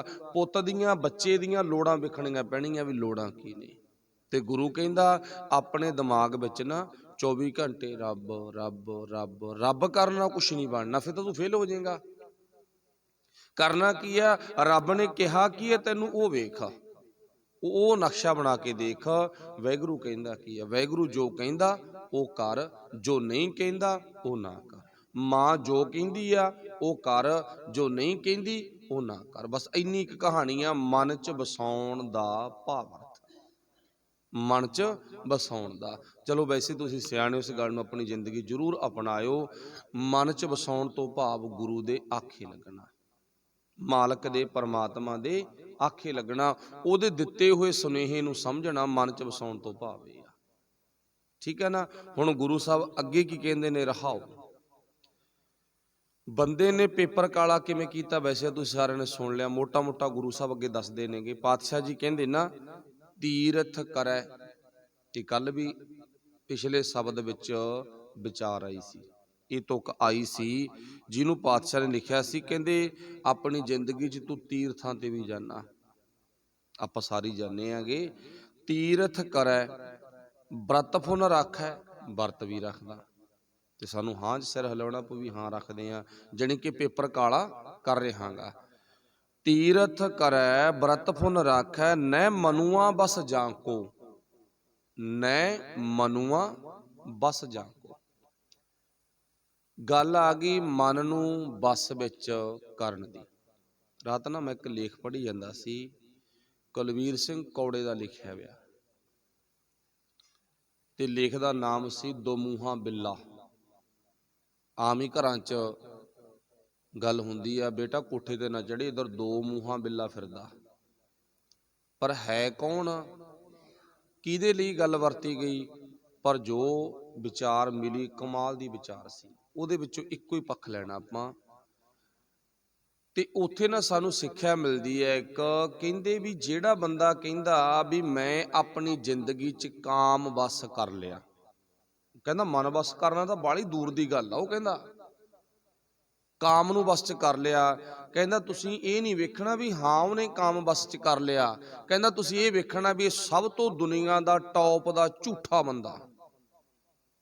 ਦੇਖੋ ਗੁਰਬਾਣੀ ਵੀ ਇਹੀ ਵਿਚਾਰ ਦਿੰਦੀ ਆ, ਗੁਰਬਾਣੀ ਹੀ ਵਿਚਾਰ ਦਿੰਦੀ ਆ, ਕਿਉਂਕਿ ਮਾਲਕ ਪਰਮਾਤਮਾ ਦਾ ਨਿਯਮ ਆ, ਇੱਕ ਵਾਹਿਗੁਰੂ ਦਾ, ਰੱਬ ਜੀ ਦਾ ਇੱਕ ਨਿਯਮ ਆ। ਉਹਦੇ ਬਣਾਏ ਹੋਏ ਸਿਸਟਮ ਨੂੰ ਅਸੀਂ ਆਪਣੇ ਵੱਸ ਵਿੱਚ ਨਹੀਂ ਕਰ ਸਕਦੇ। ਜੋ ਅਗਲੀ ਵਿਚਾਰ ਉਹਨੇ ਦਿੱਤੀ ਹੈ ਨਾ, ਬੜੀ ਵਾ ਕਮਾਲ ਦੀ ਵਿਚਾਰ ਸੀ। ਪਰ ਇੱਥੇ ਆਪਾਂ ਨੂੰ ਕੀ ਸਮਝਣਾ ਪਊਗਾ, ਉਹ ਕਹਿੰਦਾ ਵੀ ਇਹ ਪਰਮਾਤਮਾ ਕੁਦਰਤੀ ਤੌਰ ਤੇ ਜੋ ਨਿਯਮ ਬਣਾਉਂਦਾ ਗਾ, ਨਿਯਮ ਦੇ ਅਨੁਸਾਰ ਸਾਰਾ ਸਿਸਟਮ ਚੱਲਦਾ ਗਾ। ਪਰ ਇਵੇਂ ਜਿਵੇਂ ਜੇ ਕੋਈ ਬੰਦਾ ਕਹਿੰਦਾ ਨਾ ਵੀ ਮੈਂ ਇੱਦਾਂ ਦੀ ਆਪਣੀ ਜ਼ਿੰਦਗੀ ਦੇ ਵਿੱਚ ਕਾਮ ਵਾਸ਼ਨਾ ਨੂੰ ਰੋਕ ਲਿਆ, ਬੱਸ ਵਿੱਚ ਕਰ ਲਿਆ, ਉਹ ਸਭ ਤੋਂ ਝੂਠਾ। ਕਿਉਂ? ਕਿਉਂਕਿ ਉਹ ਝੂਠਿਆਂ ਦੇ ਝੂਠਾਂ ਦਾ ਤੁਹਾਨੂੰ ਸਾਰਿਆਂ ਨੂੰ ਪਤਾ। ਅਗਲੀ ਗੱਲ ਉਹਨੇ ਸਾਰੀ ਘੁਮਾ ਕੇ ਕਿੱਥੇ ਲਿਆਂਦੀ ਸੀ, ਮਨ ਤੇ। ਜੇ ਕੋਈ ਬੰਦਾ ਕਹਿੰਦਾ ਵੀ ਮੈਂ ਮਨ ਬੱਸ ਵਿੱਚ ਕਰ ਲਿਆ, ਪਰ ਕਹਿੰਦਾ ਤੁਹਾਡੇ ਕੋਲੇ ਤਰੀਕਾ ਹੈ ਉਹਦਾ ਮਨ ਬੱਸ ਵਿੱਚ ਹੋਇਆ ਜਾਂ ਨਹੀਂ ਹੋਇਆ, ਇਹ ਵੇਖਣ ਦਾ ਤਰੀਕਾ ਸਾਡੇ ਕੋਲੇ ਹੈ। ਕਿਵੇਂ? ਹੁਣ ਦੇਖੋ ਨਿਗਾਹ ਮਾਰ ਕੇ ਵੀ ਜਿੰਨੇ ਵੀ ਲੋਕ ਨੇ ਮਨ ਬੱਸ ਕਰਨ ਦੇ ਸੰਬੰਧ ਵਿੱਚ, ਉਹਨਾਂ ਦੇ ਜੀਵਨ ਵਿੱਚ ਆਪਾਂ ਜਿਹੜੇ 5 ਵਕਾਰ ਆ ਨਾ, ਚਲੋ ਉਹਨਾਂ ਵਿਚਾਰਿਆਂ ਦਾ ਨਾਂ ਹੀ ਵਕਾਰ ਆ, ਪਰ ਹਨ ਚੰਗੇ, ਹੈ ਚੰਗੇ। ਉਹਨਾਂ ਦਾ ਨਾਮ ਵਕਾਰ ਹੈਗਾ, ਵੀ ਘਟੀਆ ਨਾਮ ਰੱਖਿਆ ਹੋਇਆ ਉਹਨਾਂ ਦਾ, ਕਿਉਂਕਿ ਉਹਨਾਂ ਪਿੱਛੇ ਲੱਗ ਕੇ ਬੰਦਾ ਘਟੀਆ ਕੰਮ ਕਰਦਾ, ਕਰਦਾਰ ਤੋਂ ਬੰਦਾ ਗਿਰ ਜਾਂਦਾ ਹੈਗਾ। ਹੁਣ ਜਿਹੜੇ 5 ਵਕਾਰ ਨੇ, ਪਾਤਸ਼ਾਹ ਜੀ ਕਹਿੰਦੇ ਨਾ, ਪਰ ਉਹਨਾਂ ਦੇ ਪਿਛਾਂਹ ਲੱਗ ਕੇ ਜਿਹੜਾ ਮਨ ਹੈਗਾ ਇਹ ਸਾਡਾ ਬੱਸ ਵਿੱਚ ਨਹੀਂ ਆਉਂਦਾ। ਹੁਣ ਜਿਨ੍ਹਾਂ ਨੇ ਮਨ ਬੱਸ ਵਿੱਚ ਕੀਤਾ ਉਹਨਾਂ ਦੇ ਵਕਾਰ ਬੱਸ ਵਿੱਚ ਹੋ ਗਏ, ਜਿਨ੍ਹਾਂ ਨੇ ਵਕਾਰ ਬੱਸ ਵਿੱਚ ਕੀਤੇ ਉਹਨਾਂ ਦੇ ਮਨ ਬੱਸ ਵਿੱਚ ਹੋ ਗਿਆ। ਪਰ ਦੁਨੀਆ ਦੇ ਵਿੱਚ ਕੋਈ ਐਸਾ ਵਿਅਕਤੀ ਨਹੀਂ ਮਿਲੇਗਾ ਜਿਹਨੇ ਆਪਣੇ ਕਾਬੂ ਵਿੱਚ ਵਕਾਰ ਕਰ ਲਏ। ਦੁਨੀਆ ਵਿੱਚ ਕੋਈ ਐਸਾ ਵਿਅਕਤੀ ਨਹੀਂ ਮਿਲੇਗਾ ਜਿਹਨੇ ਆਪਣੇ ਮਨ ਨੂੰ ਬੱਸ ਵਿੱਚ ਕਰ ਲਿਆ। ਇਹਦਾ ਸੁਭਾਅ ਆ ਚੰਚਲਪੁਣੇ ਵਿੱਚ ਜਾ ਕੇ ਫਸਣਾ। ਇੱਕ ਨਾ ਇੱਕ ਬਿਮਾਰੀ ਹਰ ਇੱਕ ਇਨਸਾਨ ਦੇ ਜੀਵਨ ਵਿੱਚ ਹੁੰਦੀ ਆ। ਫਿਰ ਪਾਤਸ਼ਾਹ ਜੀ ਕਹਿੰਦੇ ਬੱਸ ਵਿੱਚ ਕਿਵੇਂ ਹੋਵੇਗਾ? ਮੈਂ ਸੰਖੇਪ ਟੂਕ ਦਿੱਤੀ ਆ ਵੀ ਇਦਾਂ ਬੱਸ ਵਿੱਚ ਨਹੀਂ ਹੁੰਦਾ। ਫਿਰ ਗੁਰੂ ਨੂੰ ਜਦੋਂ ਪੁੱਛਾਂਗੇ ਨਾ, ਫਿਰ ਗੁਰੂ ਜਿਹੜੀ ਦਵਾਈ ਦਿੰਦਾ ਤੇ ਉਹ ਦਵਾਈ ਨਾ ਤਾਂ ਉਹਨਾਂ ਨੇ ਲੈਤੀ ਆ ਜਿਹੜੇ ਕਹਿੰਦੇ ਨੇ ਅਸੀਂ ਬੱਸ ਵਿੱਚ ਕਰ ਲਿਆ, ਤੇ ਨਾ ਦਵਾਈ ਮੈਂ ਪ੍ਰਾਪਤ ਕੀਤੀ ਆ ਉਹ, ਤੇ ਨਾ ਹੀ ਉਹ ਦਵਾਈ ਤੁਸੀਂ ਪ੍ਰਾਪਤ ਕੀਤੀ ਆ। ਹੁਣ ਦਵਾਈ ਜਿਹੜੀ ਗੁਰੂ ਨੇ ਦਿੱਤੀ ਆ, ਬਾਕੀ ਦਵਾਈ ਦੁਨੀਆ ਦੇ ਵਿੱਚੋਂ ਮਿਲਦੀ ਆ, ਪਰ ਉਹ ਦਵਾਈਆਂ ਦੇ ਨਾਲ ਮਨ ਵਸ ਵਿੱਚ ਨਹੀਂ ਆਉਂਦਾ। ਕੋਈ ਧਤੂਰੇ ਰਗੜ ਰਗੜ ਪੀ ਜਾਂਦਾ, ਕੋਈ ਸੁੱਖਾ ਰਗੜ ਕੇ ਪੀ ਜਾਂਦਾ, ਕੁਛ ਰਗੜ ਕੇ ਪੀ ਜਾਂਦਾ, ਰੱਬ ਦੇ ਬਣਾਏ ਹੋਏ ਨਿਯਮ ਨੂੰ ਤੋੜਨ ਦੇ ਲਈ। ਪਰ ਵਾਹਿਗੁਰੂ ਕਹਿੰਦੇ ਨਹੀਂ। ਅੱਛਾ, ਹੁਣ ਵਸ ਵਿੱਚ ਕਿਵੇਂ ਆਉਂਦਾ? ਕਿਹੜੀ ਦਵਾਈ ਨਾਲ ਸੈੱਟ ਆਊਗਾ? ਪਾਤਸ਼ਾਹ ਜੀ ਕਹਿੰਦੇ ਮਨ ਵਸ ਆਵੈ ਨਾਨਕਾ। ਹੁਣ ਗੁਰੂ ਨਾਨਕ ਸਾਹਿਬ ਜੀ ਵਿਚਾਰ ਦਿੰਦੇ ਨੇ, ਉਹਨੇ ਲਿਖਤੀ ਰੂਪ ਚ ਵਿਚਾਰ ਦਿੱਤੀ ਆ, ਵਿਚਾਰ ਦੀ ਦਵਾਈ ਦਿੱਤੀ ਆ। ਜੇ ਪੂਰਨ, ਇੱਥੇ ਲਿਖਿਆ ਜੇ। ਹੁਣ ਜੇ ਮਤਲਬ ਕਿ ਸਾਰਿਆਂ ਦੀ ਕਿਰਪਾ ਹੋਈ ਹੁੰਦੀ ਤਾਂ ਜੇ ਨਾ ਲਿਖਣੀ ਪੈਂਦੀ। ਜੇ ਕਿਉਂ ਲਿਖੀ ਆ? ਕਿਉਂਕਿ ਇਹ ਕਿਰਪਾ ਕਿਸੇ ਕਿਸੇ ਤੇ ਹੁੰਦੀ ਆ। ਬਾਕੀ ਕਿਰਪਾ ਤਾਂ ਸਭ ਤੇ ਹੁੰਦੀ ਹੈ ਨਾ। ਆਪਾਂ ਕਿਸੇ ਨੂੰ ਪੁੱਛ ਲਈਏ ਕਿਵੇਂ ਆ ਭਾਈ, ਕਹਿੰਦਾ ਬੜੀ ਕਿਰਪਾ, ਬੜੀ ਕਿਰਪਾ। ਕਿਵੇਂ ਕਿਰਪਾ ਹੋ ਗਈ? ਕਹਿੰਦਾ ਪਿਛਲੇ ਸਾਲ ਨਾ 7-8 ਕਿੱਲੀ ਸੀ ਜ਼ਮੀਨ ਦੇ, ਐਤਕੀ ਤਾਂ ਮੈਂ ਇੰਨੀ ਕੁ ਵਧੀਆ ਢਾਂਚੇ ਨਾਲ ਜੁੜਿਆ ਹੋਇਆਗਾ, 3-4 ਹੋਰ ਵਧਾ ਲਏ। ਕਹਿੰਦਾ ਬਾਬੇ ਦੀ ਫੁੱਲ ਕਿਰਪਾ। ਪਿਛਲੇ ਸਾਲ ਤਾਂ ਨਾ ਇਦਾਂ ਦਾ ਪਰਿਵਾਰ ਸੀ, ਐਤਕੀ ਆਹ ਪਰਿਵਾਰ ਵਿੱਚ ਇਦਾਂ ਦਾ ਮਾਹੌਲ ਬਣ ਗਿਆ, ਬਾਬੇ ਦੀ ਫੁੱਲ ਕਿਰਪਾ। ਜਾਣੀ ਕਿ ਆਪਾਂ ਆਪਣੀਆਂ ਲੋੜਾਂ ਨਾਲ ਜੁੜ ਕੇ ਕਹੀ ਜਾਂਦੇ ਕਿਰਪਾ ਗਈ, ਪਰ ਗੁਰੂ ਸਾਹਿਬ ਕਹਿੰਦੇ ਨਾ, ਇਹ ਕਿਰਪਾ ਨਹੀਂ ਹੈ। ਕਿਰਪਾ ਕਿਹਨਾਂ ਤੇ ਹੁੰਦੀ ਆ? ਹੁਣ ਕਿਰਪਾ ਤਾਂ ਮਾਫ ਕਰਨਾ, ਚਲੋ ਇੱਥੇ ਨਾਂ ਵੀ ਆਪਾਂ ਕੀ ਵਰਤਣਾ। ਜੇ ਆਪਾਂ ਇਦਾਂ ਦੀ ਕਿਰਪਾ ਹੀ ਦੇਖ ਗਏ ਤਾਂ ਜਿਹੜਾ ਹਰਿਆਣੇ 'ਚ ਡੇਰੇ ਵਾਲਾ ਸੀਗਾ, ਕਿਰਪਾ ਉਹ ਤੇ ਕਿੰਨੀ ਸੀਗੀ? ਅਗਲੇ ਦੇ ਚਮਚੇ ਵੀ ਮਤਲਬ ਕਿ ਸੋਨੇ ਚਾਂਦੀ ਦੇ ਹੋਣਗੇ। ਬੈੱਡ ਬੋਰਡ ਤਾਂ ਤੁਸੀਂ ਸੁਣੀ ਆ ਵੀ ਕਿੰਨੇ ਕਿੰਨੇ ਮਹਿੰਗੇ, ਸਭ ਕੁਝ ਸੀਗਾ ਸਿਸਟਮ ਉਹਦਾ, ਕਿੰਨੀਆਂ ਮਹਿੰਗੀਆਂ ਗੱਡੀਆਂ। ਇੱਕ ਰਾਜੇ ਮਹਾਰਾਜਿਆਂ ਵਰਗਾ ਜੀਵਨ ਜਿਉਂਦਾ ਸੀ। ਤੇ ਜੇ ਆਪਾਂ ਦੇਖੀਏ ਵੀ ਕਿਵੇਂ ਆ ਬਾਬਾ, ਜੇ ਤਾਂ ਉਹ ਲੋੜਾਂ ਵੇਖੂ ਆਪਦੀਆਂ, ਬਾਹਰੀ ਤੌਰ ਤੇ ਡੇਰਾ ਵੇਖੂ, ਘਰ ਵੇਖੂ ਆਪਦਾ, ਤਾਂ ਇਉਂ ਲੱਗਦਾ ਵੀ ਉਹਦੇ ਵਰਗੀ ਕਿਰਪਾ ਕਿਸੇ ਤੇ ਵੀ ਨਹੀਂ ਹੋਣੀਗੀ। ਪਰ ਉਹ ਕਿਰਪਾ ਹੋਈ ਕਿੱਥੇ ਪਈ ਆ? ਹੁਣ ਤੁਸੀਂ ਦੇਖੋ। ਹੁਣ ਪੁੱਛੀਏ ਕਿਵੇਂ ਆ ਬਾਬਾ, ਹੁਣ ਕਹਿੰਦਾ ਕਿਰਪਾ ਨਹੀਂ ਹੈ। ਕੀ ਉਹ ਕਿਰਪਾ ਨੇ ਕੰਮ ਕਰਤਾ? ਨਾ। ਅੱਛਾ, ਜਿਹੜੀ ਗੱਲ ਗੁਰੂ ਨਾਨਕ ਸਾਹਿਬ ਕਹਿੰਦੇ ਜੇ ਪੂਰਨ, ਇੱਥੇ ਬ੍ਰੈਕਟ ਵਿੱਚ ਪੂਰਨ ਪਾ ਲਓ, ਪਰ ਜੇ ਪੂਰਨ ਕਿਰਪਾ ਹੋਏ, ਪੂਰਨ ਕਿਰਪਾ ਮਨ ਨੂੰ ਗੁਰੂ ਨਾਲ ਜੋੜਨਾ, ਸ਼ਬਦ ਨਾਲ, ਵਿਚਾਰ ਨਾਲ, ਗੁਰੂ ਦੀ ਮੱਤ ਨਾਲ ਜੋੜਨਾ, ਇਹਨੂੰ ਕਹਿੰਦੇ ਨੇ ਪੂਰਨ ਕਿਰਪਾ। ਹੁਣ ਗੁਰੂ ਦੀ ਮੱਤ ਨਾਲ ਜੁੜਨ ਵਾਲਾ ਮਨ ਪੂਰਨ ਕਿਰਪਾ ਦਾ ਪਾਤਰ ਬਣਦਾ ਹੈ, ਪਰ ਗੁਰੂ ਦੀ ਮੱਤ ਨਾਲ ਮਨ ਕਿੰਨਿਆਂ ਕੁ ਦਾ ਜੁੜਿਆਗਾ, ਉਹ ਅੰਦਾਜ਼ਾ ਅਸੀਂ ਲਾ ਸਕਦੇ। ਮਾਫ ਕਰਨਾ, ਜਿਹੜੀ ਬੇਨਤੀ ਆਪਾਂ ਪਹਿਲਾਂ ਕੀਤੀ ਹੈ ਨਾ ਵੀ ਇਹ ਦਵਾਈ ਨਾ ਤੁਸੀਂ ਲੈਤੀ ਆ, ਨਾ ਦਵਾਈ ਅਸੀਂ ਲੈਤੀ ਆ, ਇਹਦਾ ਮਤਲਬ ਕੀ ਹੋ ਗਿਆ ਵੀ ਸਾਡੇ ਤੇ ਪੂਰਨ ਕਿਰਪਾ ਜੇ ਨਹੀਂ ਹੋਈ, ਮਨ ਸਾਡਾ ਡੋਲਦਾ।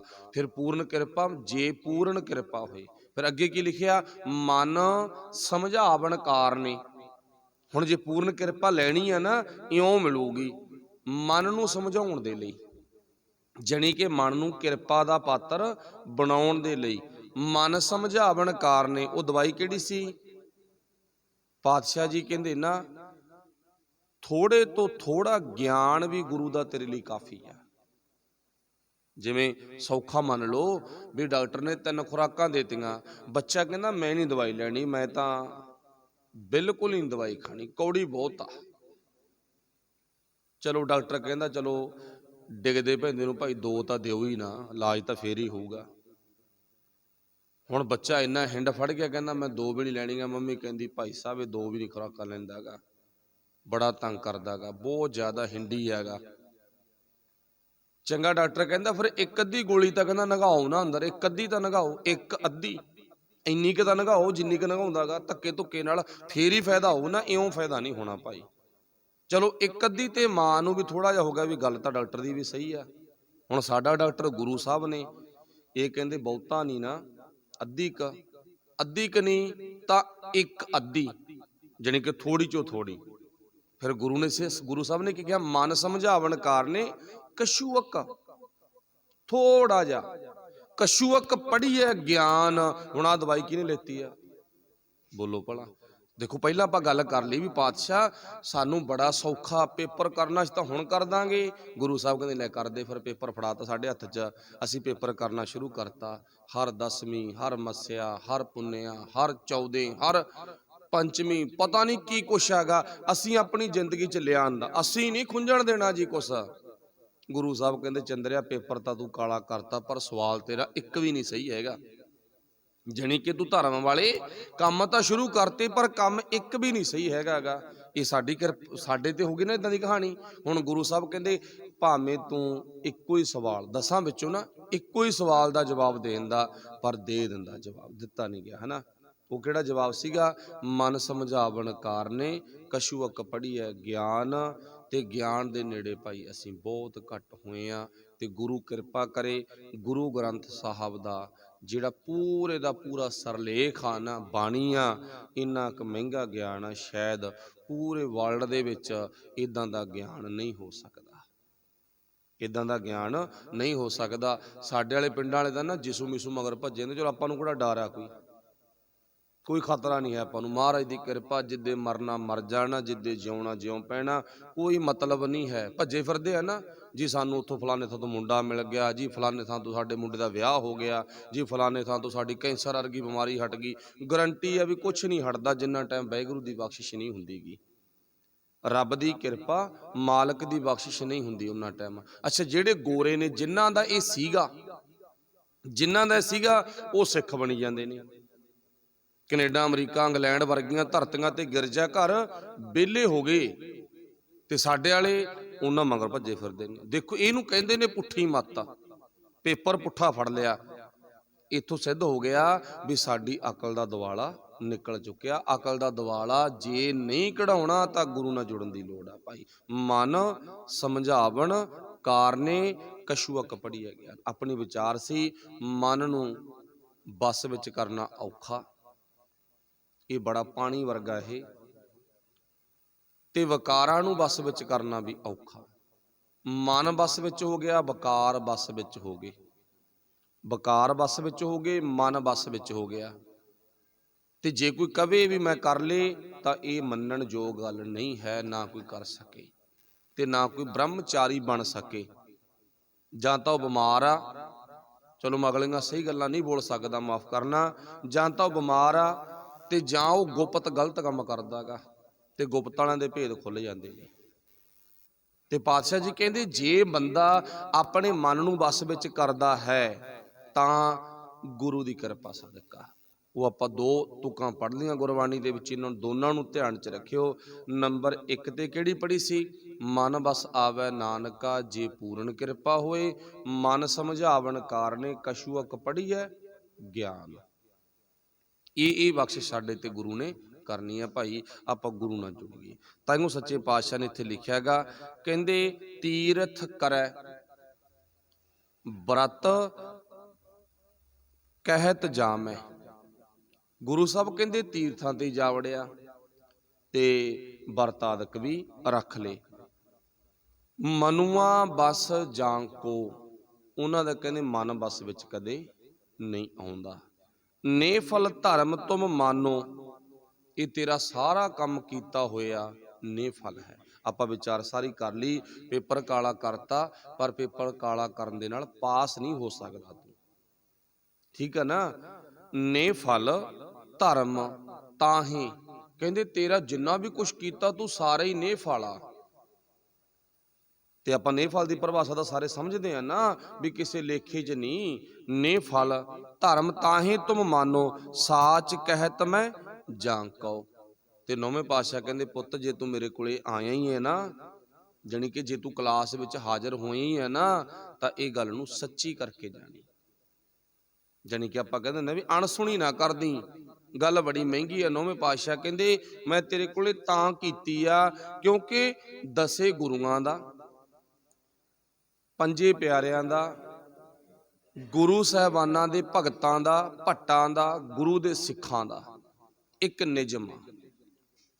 अज भी एक निजम आ। वो निजम केड़ा? जिहड़ा गुरु दा सिख आ ना, वो अपनी दुकान उत्थे खोलदा, अपनी दुकान ਉੱਥੇ ਖੋਲਦਾ, ਜਾਣੀ ਕਿ ਆਪਣੇ ਵੱਲੋਂ ਸੌਦੇ ਦੀ ਢੇਰੀ ਉੱਥੇ ਕਰਦਾ ਜਿੱਥੇ ਗਾਹਕ ਹੋਣ।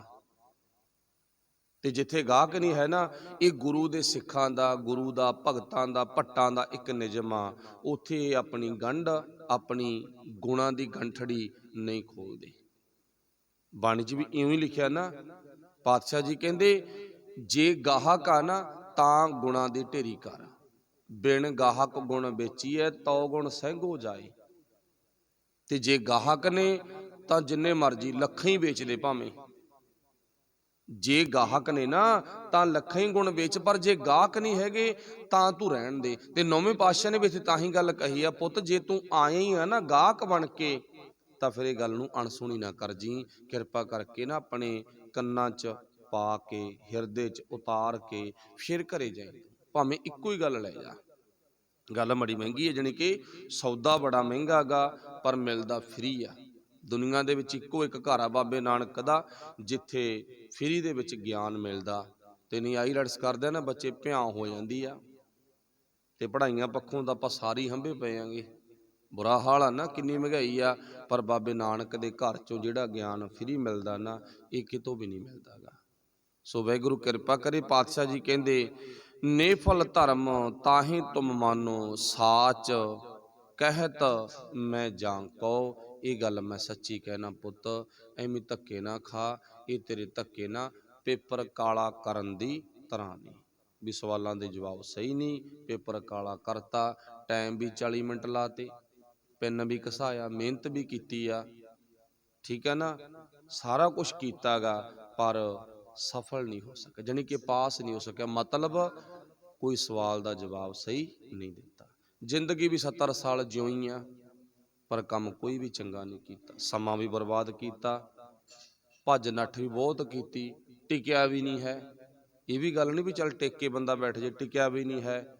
ਪਰ ਗੁਰੂ ਸਾਹਿਬ ਕਹਿੰਦੇ ਹੋ ਗਿਆ ਚੰਦਰਾ ਫੇਲ।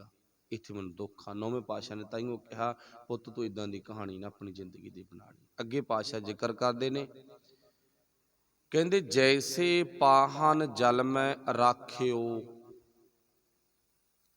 ਪਾਤਸ਼ਾਹ ਜੀ ਨੇ ਉਦਾਹਰਨ ਦਿੱਤੇ ਨੌਵੇਂ ਗੁਰੂ ਨੇ, ਕਹਿੰਦੇ ਜਿਵੇਂ ਫਿਰ ਤੇਰਾ ਸੁਭਾਅ ਪਤਾ ਕਿਹੋ ਜਿਹਾ ਬਣ ਜਾਊਗਾ, ਸਾਡਾ ਜਾਣੀ ਕਿ ਕਿਹੋ ਜਿਹਾ ਸੁਭਾਅ ਬਣ ਜਾਊਗਾ।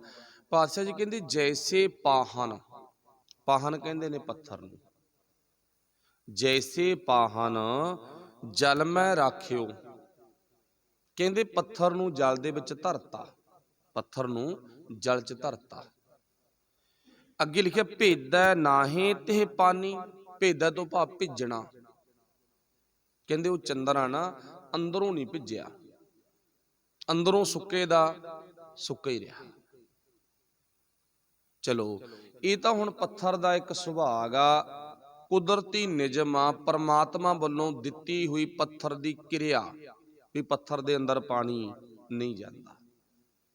ਇਹ ਤਾਂ ਕੁਦਰਤੀ ਗੱਲ ਆ ਨਾ। ਦੇਖੋ ਬੰਦੇ ਨੇ ਨਹੀਂ ਇਹ ਕੁਛ ਤਿਆਰ ਕੀਤਾ, ਵੀ ਪੱਥਰ ਦਾ ਮਟੀਰੀਅਲ ਬੰਦੇ ਨੇ ਆਪਣੇ ਤਰੀਕੇ ਨਾਲ ਐਸਾ ਤਿਆਰ ਕੀਤਾ ਹੋਵੇ ਉਹਦੇ 'ਚ ਪਾਣੀ ਨਾ ਜਾਵੇ। ਇਹ ਤਾਂ ਰੱਬ ਜੀ ਵੱਲੋਂ ਬਖਸ਼ਿਸ਼ ਆ ਵੀ ਪੱਥਰ ਅੰਦਰ ਪਾਣੀ ਨਹੀਂ ਜਾਂਦਾ। ਤੇ ਹੁਣ ਇੱਥੇ ਮਤਲਬ ਵੀ ਕੋਈ ਨਹੀਂ, ਵੀ ਗੱਲ ਗੁਰੂ ਸਾਹਿਬ ਪੱਥਰ ਦੀ ਕਰਨ ਤੇ ਪੱਥਰ 'ਚ ਪਾਣੀ ਨਹੀਂ ਜਾਂਦਾ, ਤੇ ਪੱਥਰ 'ਚ ਪਾਣੀ ਪਾ ਕੇ ਮਿਲੂਗਾ ਵੀ ਕੀ, ਮਿਲਣਾ ਵੀ ਕੁਛ ਨਹੀਂ। ਚਲੋ ਮੰਨ ਲਓ ਜੇ ਧੱਕੇ ਧੁੱਕੇ ਨਾਲ ਪਾਣੀ ਪੱਥਰ 'ਚ ਲੰਘਾ ਵੀ ਦਿੱਤਾ ਆਪਾਂ, ਪਰ ਪ੍ਰਾਪਤੀ ਵੀ ਕੁਛ ਨਹੀਂ ਇਹ 'ਚ। ਪਰ ਉਦਾਹਰਣ ਕੀ ਆ, ਵੀ ਬੰਦੇ ਦਾ ਮਨ, ਜਾਣੀ ਕਿ ਸਾਡਾ ਸੁਭਾਅ, ਸਾਡਾ ਸੁਭਾਅ, ਸਾਡੀ ਆਦਤ ਕਿਹਦੇ ਵਰਗੀ ਹੋ ਗਈ, ਹੁਣ ਤੁਸੀਂ ਆਪ ਹੀ ਜਵਾਬ ਦਿਓ। ਜੋ ਨੌਵੇਂ ਪਾਤਸ਼ਾਹ ਨੇ ਕਿਹਾ ਨਾ ਸਾਡਾ ਸੁਭਾਅ ਪੱਥਰ ਵਰਗਾ ਬਣ ਗਿਆ, ਪੱਥਰ ਵਰਗਾ ਬਣ ਗਿਆ ਨਾ। ਤੇ ਪਾਣੀ ਕਿਹੜਾ ਗਾ, ਸਾਡਾ ਸੁਭਾਅ, ਮਨ ਸਾਡਾ ਪੱਥਰ ਆ, ਤੇ ਪਾਣੀ ਗੁਰੂ ਦੀ ਬਾਣੀ। ਪਾਣੀ ਕੀ ਆ, ਗੁਰੂ ਦੀ ਬਾਣੀ। ਤੇ ਗੁਰੂ ਦੀ ਪਾਵਨ ਬਾਣੀ ਨੇ ਪਾਣੀ ਦੇ ਰੂਪ 'ਚ ਸਾਡੇ ਅੰਦਰ ਜਾਣ ਦੀ ਕੋਸ਼ਿਸ਼ ਕੀਤੀ, ਪਰ ਗਈ ਨਹੀਂ। ਅਸੀਂ ਗੁਰਬਾਣੀ 'ਚ ਤੇ ਜਿਹੜੀ ਪਾਣੀ ਵਾਲੀ ਸ਼ਕਲ ਆ ਨਾ ਉਹਦੇ ਮੁਤਾਬਕ ਗੱਲ ਕਰਾਂਗੇ ਵੀ ਭਿੱਜੇ ਨਹੀਂ, ਸੁੱਕੇ ਰਹਿ ਗਏ। ਤੇ ਤਾਈਓ ਜ਼ਿੰਦਗੀ ਦੇ ਵਿੱਚ ਰਸ ਨਹੀਂ ਆਇਆ, ਤਾਈਓ ਰਸ ਨਹੀਂ ਆਇਆ ਨਾ। ਬਾਣੀ ਕੀ ਸੀ, ਪਾਣੀ ਸੀ। ਸਾਡਾ ਸੁਭਾਅ, ਸਾਡਾ ਮਨ ਇਹ ਪੱਥਰ, ਬਾਣੀ ਰੂਪੀ ਪਾਣੀ 'ਚ ਸਾਡਾ ਮਨ ਰੂਪੀ ਸੁਭਾਅ ਪੱਥਰ ਭਿੱਜਿਆ ਨਹੀਂ ਹੈ। ਪਰ ਗੁਰੂ ਸਾਹਿਬ ਕਹਿੰਦੇ ਨਾ, ਬਾਣੀ 'ਚ ਤਾਕਤ ਬਹੁਤ ਆ, ਇਹ ਪੱਥਰਾਂ ਵਿੱਚੋਂ ਦੀ ਪਾਣੀ ਕੱਢ ਦਿੰਦੀ ਆ, ਪੱਥਰਾਂ ਵਿੱਚੋਂ ਦੀ ਪਾਣੀ ਕੱਢ ਦਿੰਦੀ ਆ।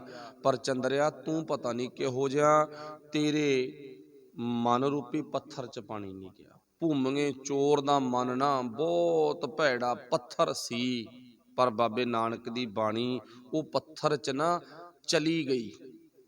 ਸੱਜਣ ਠੱਗ ਦਾ ਮਨ ਰੂਪੀ ਪੱਥਰ ਬੜਾ ਖਤਰਨਾਕ ਪੱਥਰ ਸੀ, ਪਰ ਬਾਬੇ ਦੀ ਬਾਣੀ ਨਾ ਉਹਦੇ ਮਨ ਰੂਪੀ ਪੱਥਰ 'ਚ ਚਲੀ ਗਈ। ਪਰ ਹੁਣ ਕਹਿਣਾ ਪਊ, ਉਹ ਤਾਂ ਗੈਰ ਸਿੱਖ ਸੀ। ਪਹਿਲਾਂ ਗੈਰ ਸਿੱਖ ਸੀ ਨਾ, ਗੈਰ ਸਿੱਖ ਗੁਰੂ ਦੇ ਸਿੱਖ ਬਣ ਗਏ। ਤੇ ਜਿਹੜੇ ਕਹਿੰਦੇ ਅਸੀਂ ਓਰੀਜਨਲ ਸਿੱਖ ਹਾਂ, ਸਮਝ ਗਏ ਨਾ ਹੁਣ ਗੱਲ ਨੂੰ, ਵੀ ਅਸੀਂ ਤਾਂ ਨਾ ਸਾਡੇ ਪੁਰਖਾ ਪਿਤਾ ਪਿੱਛੇ ਤੋਂ ਪਿਛੋਕੜ ਦਾਦੇ ਪੜਦਾਦਿਆਂ ਵੱਲੋਂ ਸਾਡੇ ਘਰ 'ਚ ਸਿੱਖੀ ਆ। ਕਈ ਵਾਰ ਨਾ ਜਦੋਂ ਰਿਸ਼ਤਿਆਂ ਦੀਆਂ ਗੱਲਾਂ ਚੱਲਦੀਆਂ ਹੁੰਦੀਆਂ, ਪਤਾ ਕੀ ਕਹਿੰਦੇ ਹੁੰਦੇ, ਜਾਂ ਕੁੜੀ ਵਾਲੇ ਜਾਂ ਮੁੰਡੇ, ਆਮ ਹੀ ਆਪਾਂ ਗੱਲ ਕਰ ਲਓ ਚੱਲੇ, ਕਿਵੇਂ ਗੱਲ ਹੁੰਦੀ ਆ ਜੀ, ਅਸੀਂ ਤਾਂ ਪਹਿਲਾਂ ਤੋਂ ਹੀ ਸਿੱਖ ਹਾਂ, ਕੀ ਹੋ ਗਿਆ ਹੁਣ ਸਾਡੇ ਮੁੰਡਿਆਂ ਨੇ ਕੇਸ ਦਾੜੀਆਂ ਕਟਾਤੀਆਂ ਤਾਂ ਕੀ ਫਰਕ ਪੈਂਦਾ, ਅਸੀਂ ਤਾਂ ਪਹਿਲਾਂ ਤੋਂ ਹੀ ਸਿੱਖ ਹਾਂ।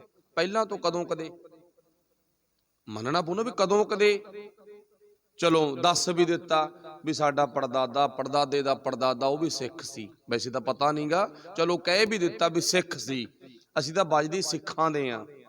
ਅੱਛਾ, ਤੇ ਗੁਰਬਾਣੀ ਰੂਪੀ ਪਾਣੀ ਦੇ ਵਿੱਚ ਮਨ ਭਿੱਜ ਗਿਆ, ਗੁਰਬਾਣੀ ਰੂਪੀ ਪਾਣੀ ਦੇ ਵਿੱਚ ਮਨ ਭਿੱਜ ਗਿਆ ਨਾ, ਭਿੱਜਿਆ ਨਹੀਂ। ਜੇ ਭਿੱਜਿਆ ਨਹੀਂ ਤਾਂ ਬਾਬਾ ਨਾਨਕ ਪਹਿਲਾਂ ਵਾਲੇ ਸਿੱਖਾਂ ਨੂੰ ਮੰਨਦੇ ਹੀ ਨਹੀਂ।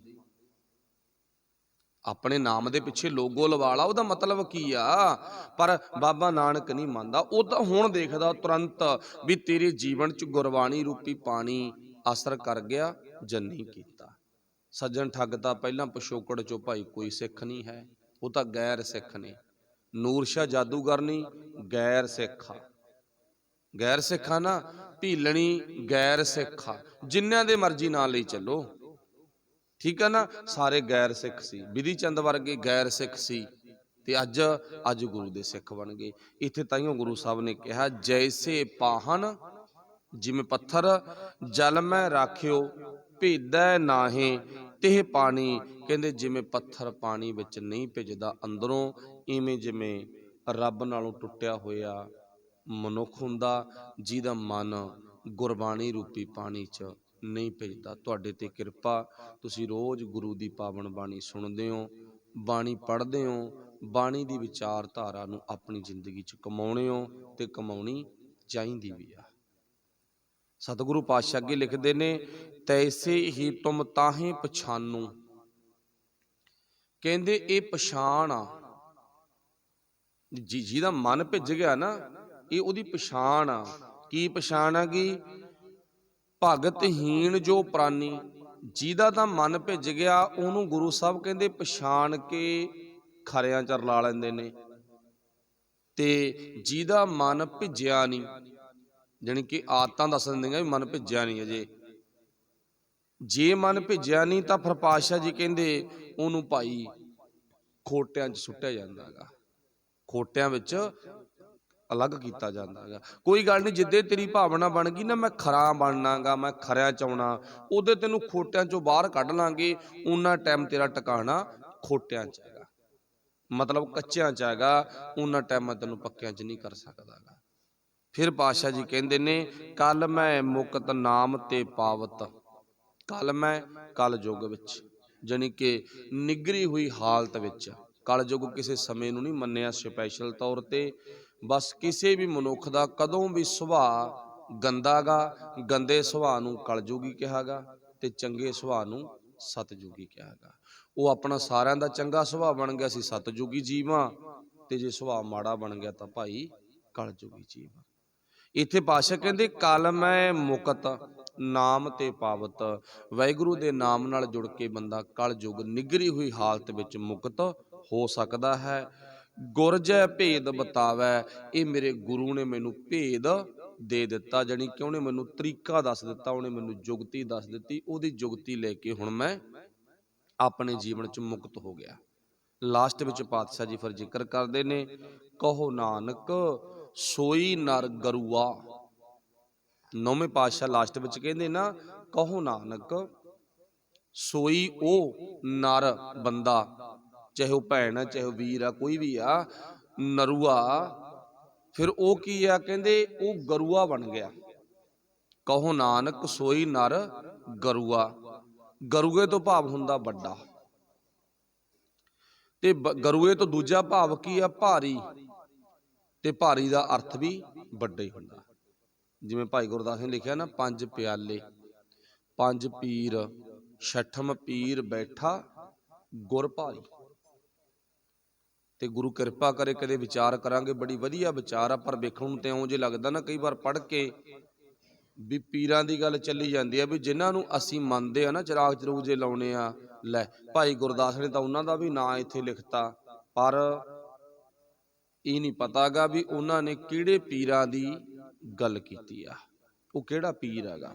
ਛਠਮ ਪੀਰ ਬੈਠਾ ਗੁਰ ਭਾਰੀ, ਗੁਰ ਭਾਰੀ ਤੋਂ ਭਾਵ ਕੀ ਹੈ, ਮੇਰੇ ਛੇਵੇਂ ਪਾਤਸ਼ਾਹ ਗੁਰੂ ਵਿੱਚ ਇੰਨੇ ਕੁ ਗੁਣ ਨੇ, ਉਹਨਾਂ ਦੇ ਗੁਣਾਂ ਨੂੰ ਦੁਨੀਆ ਦੇ ਕਿਸੇ ਤਰਾਜੂ ਨੇ ਤੋਲਿਆ ਨਹੀਂਗਾ, ਇੰਨਾ ਭਾਰੀ ਹੈਗਾ। ਤੇ ਜਦੋਂ ਗੱਲ ਭਾਰੀ ਦੀ ਆਉਂਦੀ ਹੈ ਨਾ, ਉਦੋਂ ਕਈਆਂ ਦਾ ਸੁਭਾਅ ਕਿੱਥੇ ਚਲਾ ਜਾਂਦਾ ਵੀ ਇਹ ਤਾਂ ਜੀ ਛੇਵੇਂ ਪਾਤਸ਼ਾਹ ਦਾ ਨਾ ਕਹਿੰਦੇ ਕੱਦ ਕਾਠ ਬਹੁਤ ਵੱਡਾ ਸੀ, ਗੁਰੂ ਪਾਤਸ਼ਾਹ ਦਾ ਸਰੀਰ ਬਹੁਤ ਤਕੜਾ ਸੀ, ਬਲਵਾਨ ਸੀ। ਉਹਨਾਂ ਦੇ ਸਰੀਰਕ ਵੇਟ ਦੀ ਗੱਲ ਕੀਤੀ ਆ ਨਾ, ਸਰੀਰਕ ਵੇਟ ਦੀ ਗੱਲ ਨਹੀਂ ਕੀਤੀ, ਇੱਥੇ ਗੁਰੂ ਪਾਤਸ਼ਾਹ ਦੇ ਗੁਣਾਂ ਦੀ ਗੱਲ ਕੀਤੀ ਹੈ। ਛਠਮ ਪੀਰ ਬੈਠਾ ਗੁਰ ਭਾਰੀ, ਜਾਣੀ ਕਿ ਪੰਜਾਂ ਗੁਰੂਆਂ ਦੀ ਤਾਕਤ ਇਹ ਛੇਵੇਂ ਪਾਤਸ਼ਾਹ ਵਿੱਚ ਪਹੁੰਚ ਚੁੱਕੀ ਆ। ਸੰਖੇਪ ਜਾਰਥੇ ਬਣ ਗਿਆ, ਬਾਕੀ ਆਪਾਂ ਕਦੇ ਫਿਰ ਵਿਚਾਰਾਂਗੇ। ਪਾਤਸ਼ਾਹ ਨੂੰ ਉੱਥੇ ਵੀ ਭਾਰੀ ਦੀ ਗੱਲ ਕੀਤੀ ਹੈ, ਇੱਥੇ ਵੀ ਭਾਰੀ ਦੀ ਗੱਲ ਕੀਤੀ ਆ। ਕਹੋ ਨਾਨਕ ਸੋਈ ਨਰ ਗਰੂਆ, ਉਹ ਨਰ ਭਾਰੀ ਆ ਭਾਈ, ਗੁਣਾਂ ਵਾਲਾ ਗਾ। ਕਿਹੜਾ? ਜੋ ਪ੍ਰਭ ਕੇ ਗੁਣ ਗਾਵੈ, ਜਿਹੜਾ ਮਾਲਕ ਪਰਮਾਤਮਾ ਦੇ ਗੁਣ ਗਾਉਂਦਾ। ਉਹ ਆਪਾਂ ਪਿੱਛੇ ਸੁਣ ਲਿਆ ਵੀ ਰੱਬ ਦੇ ਗੁਣ ਕਿਵੇਂ ਗਾਉਣੇ ਨੇ, ਪੇਪਰ ਕਿਵੇਂ ਕਰਨਾ, ਭਾਵੇਂ 10 ਚੋਂ 5 ਸਹੀ ਕਰਦੇ, ਪਰ ਸਹੀ ਕਰ, ਪੇਪਰ ਕਾਲਾ ਨਾ ਕਰ। ਗੁਣ ਕਿਵੇਂ ਗਾਉਣੇ ਨੇ? ਜੇ ਕੋਈ ਮਾਂ ਕਵੇ ਨਾ ਪੁੱਤ ਪੁੱਤ ਪੁੱਤ ਪੁੱਤ, ਇਹ ਗੁਣ ਨਹੀਂ। ਜੇ ਕੋਈ ਪੁੱਤ ਕਵੇ ਮਾਂ ਮਾਂ ਮਾਂ ਮਾਂ, ਇਹ ਨਹੀਂ। ਭਾਵ ਪੁੱਤ ਮਾਂ ਦੀ ਗੱਲ ਸਮਝੇ, ਮਾਂ ਪੁੱਤ ਦੀ ਗੱਲ ਸਮਝੇ, ਗੁਰੂ ਸਿੱਖ ਤੇ ਸਿੱਖ ਗੁਰੂ, ਗੁਰੂ ਦੀ ਗੱਲ ਸਿੱਖ ਮੰਨੇ, ਸੁਣੇ, ਆਪਣੇ ਜੀਵਨ ਚ ਕਮਾਵੇ। ਫਿਰ ਪਾਤਸ਼ਾਹ ਕਹਿੰਦੇ ਤੂੰ ਭਾਰੀ ਬਣ ਸਕਦਾ, ਰੱਬ ਦੇ ਗੁਣ ਗਾ ਸਕਦਾ। ਮਨ ਸਮਝਾਵਣ ਕਰਨੇ ਕਛੂਅਕ ਪੜ੍ਹੀਐ ਗਿਆਨ, ਗਿਆਨ ਪ੍ਰਾਪਤ ਕਰਨ ਦੀ ਲੋੜ ਹੈ ਭਾਈ, ਗਿਆਨ ਤੋਂ ਬਿਨਾਂ ਸਾਡਾ ਜੀਵਨ ਅਧੂਰਾ। ਸੋ ਸਾਰਿਆਂ ਦਾ ਧੰਨਵਾਦ, ਭੁੱਲਾਂ ਦੀ ਖਿਮਾ, ਵਾਹਿਗੁਰੂ ਭਲਾ ਕਰੇ, ਤੁਹਾਨੂੰ ਸਾਰਿਆਂ ਨੂੰ ਚੜ੍ਹਦੀ ਕਲਾ ਬਖਸ਼ੇ, ਇਸੇ ਤਰ੍ਹਾਂ ਬਾਣੀ ਨਾਲ ਤੇ ਗੁਰੂ ਆਪਣੇ ਚਰਨਾਂ ਨਾਲ ਜੋੜ ਕੇ ਰੱਖੇ ਜੀ। ਵਾਹਿਗੁਰੂ ਜੀ ਕਾ ਖਾਲਸਾ, ਵਾਹਿਗੁਰੂ ਜੀ ਕੀ ਫਤਿਹ। ਰਾਮ